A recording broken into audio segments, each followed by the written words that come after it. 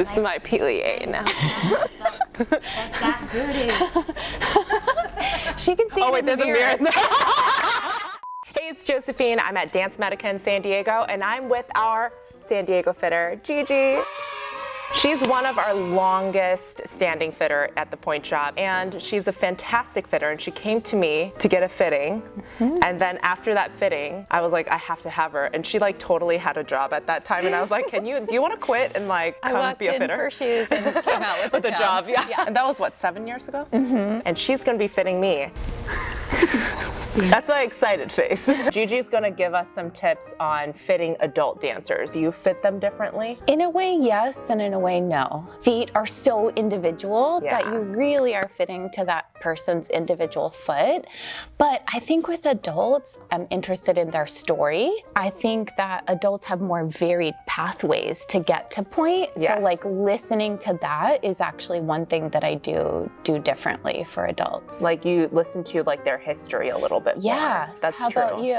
I think so too. I feel safer fitting adult dancers than kids that are really young because they're less like, Yeah, adults are more organized in their body. So the conversation ends up, even if it's their first time, being more detailed. let's pretend that I'm coming in for my pair of Pointe shoes. I'm actually kind of scared. They're like, can we just fit my right foot? It's all good. You have 2 feet. You're going home with 2 shoes, right? No. Yeah. I'm already criticizing myself. No. So yeah, don't let your adult critical brain get too active there. Plie for me. And how's your plie? You feel nice for a plie today? Yes. Yeah, how about a nice releve? Yeah. Good. So we just look at some basic characteristics of your range of motion and your body control. You want a tendu or that's too much? Let's turn to your right foot. Okay, good. And then close. We need to appreciate your differences, right? Both, we need to appreciate your differences. Okay, good, and close. I have flat feet. Part of that is just because you're actually so mobile. That's why we look at the releve, because that tells us a lot, actually, as to what your actual point range is. And then the tendu tells us another piece of your point range, as well as differences between your 2 feet. Can I have 5 toe pads, please? Do you like spacers? Do they do anything for you? I don't think the spacers actually do much for me. Yeah, you are somebody, if you weren't you, probably would consider putting a spacer, right? Look at how much spaces I have on my toes. I have finger toes. Yes, we can look and see here how compressive you actually are. If you go to a fitting and your fitter doesn't touch your feet, that's already a problem. Don't you think? Oh yeah. Yeah, if they're just looking. Totally. Yeah, because you can't see. You cannot see compressibility. You have to feel it. I gotta put it on. So I feel some resistance going on. So I know the shoe is touching you. Yes. I like how that went on. Me too. You know what's so funny is that without the toe pad, I'm like, these are too short. And then with the toe pad on, I'm like, Why? Why does that happen? If it's too wide for you, you just slide forward. That's so weird about Pointe shoes. Too big and too small can feel the same. Oh, exactly. Exactly the same. Exactly. No other shoe does that to you. Exactly. Do they? Yeah. No. So a lot of people will say like, oh, these are too small. But it's like, it's not. It's too wide. So when you plie, how do you feel there?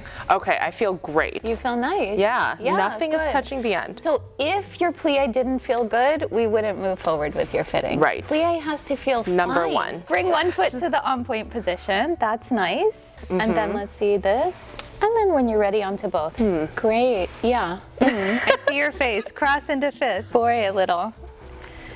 What do you notice when you're up there? I'm definitely sinking. I feel it. Yes. But it's not so bad. So you could use a little more hold in that shoe. Yeah. Is it more obvious on one foot than the other? It's definitely my longer foot. I feel more on the left than the right. Do you feel yourself actually moving down more there, or you just notice the length you're at the end? So the longer I'm up here, the more I'm falling down. I have 0 muscles on my feet. But every time I actually step down, it gets worse. Okay, so the shoe is kind of accommodating, and then you're ending up a little bit lower. Exactly. If I was in center for like 10 minutes, I will bruise my toenails. You would have pain. Okay, so what that tells me is we need to play probably with a little bit different version of padding. It's worth it, usually, to play with some different padding options. I think so, because I love everything else about it. Okay.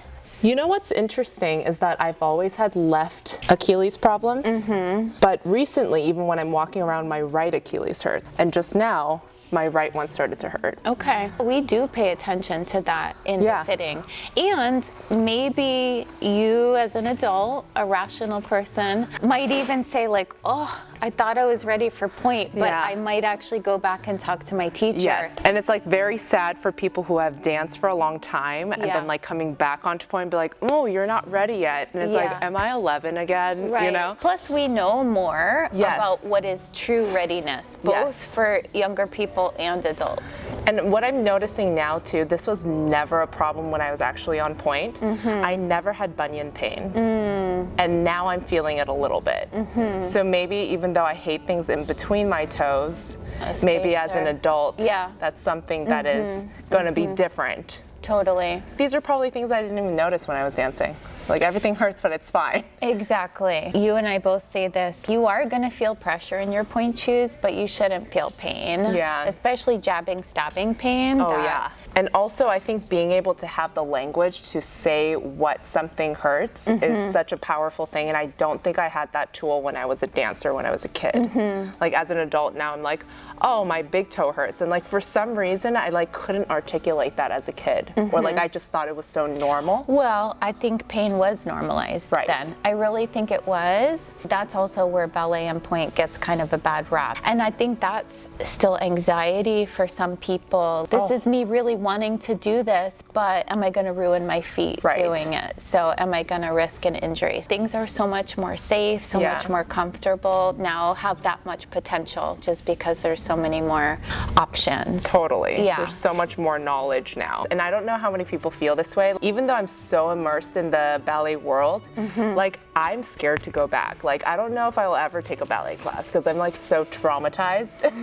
I don't want to like come back to it and like know that I can't do certain things anymore, or like I'm afraid of like pain. Yeah. So like I don't want to do it. Yeah, I think that is a common experience with adults. I never did go on Pointe as a kid. I went up as an adult, and then in your instance, you had all this trauma as a kid, being fitted incorrectly, being fitted so young. Some adults have all this history, and then others of us are like, I never did get to do this. So now I'm like so excited to do it. It's so fun to watch adult dancers come in. It's like my favorite thing ever. Me too. Yeah.